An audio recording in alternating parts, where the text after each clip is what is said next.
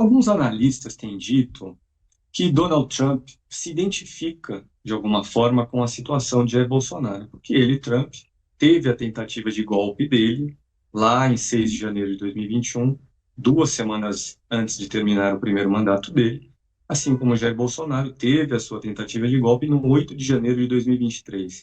E parece crível essa hipótese.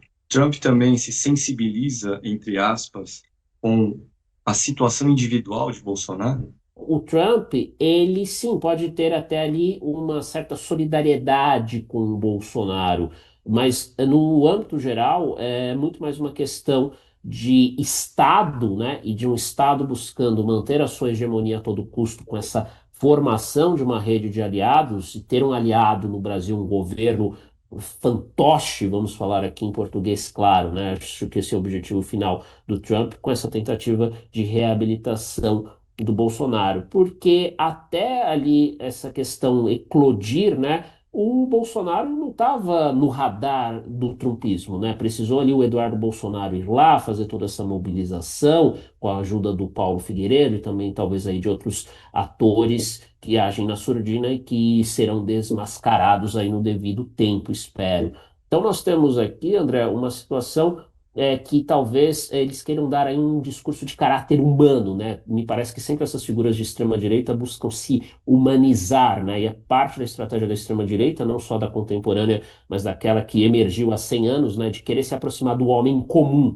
E nada melhor do que se aproximar de nós, pessoas comuns, do que fazer ali discursos de solidariedade, de amizade, enfim, por mais que é interessante notar, né? O próprio Trump disse que o Bolsonaro não é amigo dele, né? Mas que foi um negociador muito duro, foi um político muito amado pelo povo brasileiro, enfim, então tem toda uma dimensão, vamos assim dizer, até como a gente já pesquisa hoje no meio universitário, afetiva, né? Ou seja, essa questão de demonstrar alguma relação de afeto para dizer quão injusto esse processo está sendo. Mas a meta final do Trump, me parece, é, acima de tudo, ter um Brasil alinhado com essa nova ordem que ele pretende construir, não mais fundamentada em instituições, mas voltada a essa rede aí de lealdades pessoais ao trumpismo, ao movimento MAGA, com esses traços comuns de nacionalismo branco, cristão e desafio às instituições domésticas e internacionais.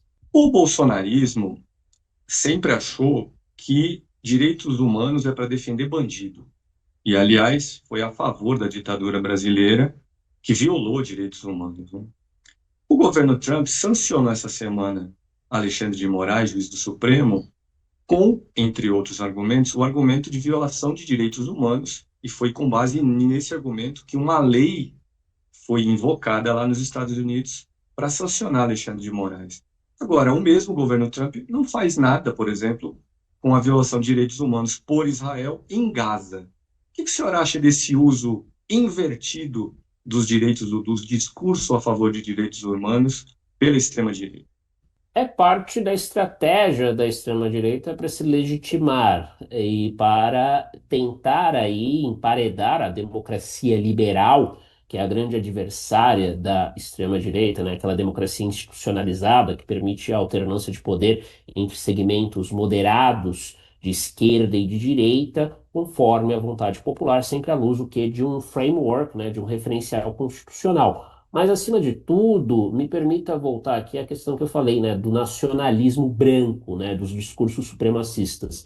O que está implícito nessa lógica trumpista, André, principalmente quando a gente vê lá a questão de Gaza? Uma desumanização das pessoas dependendo da sua origem étnica, religiosa e a aplicação do discurso de direitos humanos apenas para algumas pessoas, não só por afinidade ideológica, é importante dizer, mas em função de determinadas características que são aí alinhadas a esses discursos supremacistas.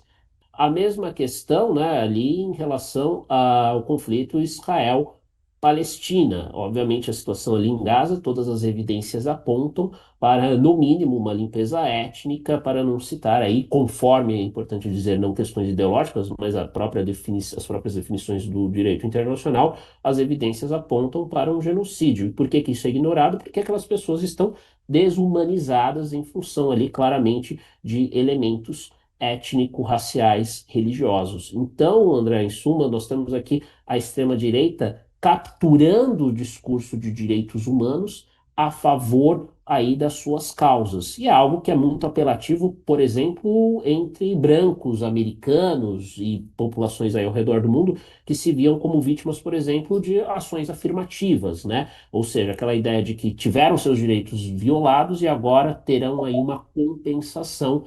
E, em última instância, só que para concluir o raciocínio, nós também temos aquela lógica que, para colocar aí na linguagem simples, né? Direitos humanos para humanos direitos, que sempre foi muito reverberada aqui no contexto brasileiro, muito antes do bolsonarismo surgir, e que eu acho que captura bem essa ideia de que apenas aqueles que se enquadram ali num padrão de normalidade definido pela extrema-direita merecem ter os seus direitos respeitados. E isso que justifica a captura desse discurso que acaba fazendo sucesso aí até em função do domínio que a extrema-direita tem, principalmente da difusão desses discursos subvertidos nas redes sociais.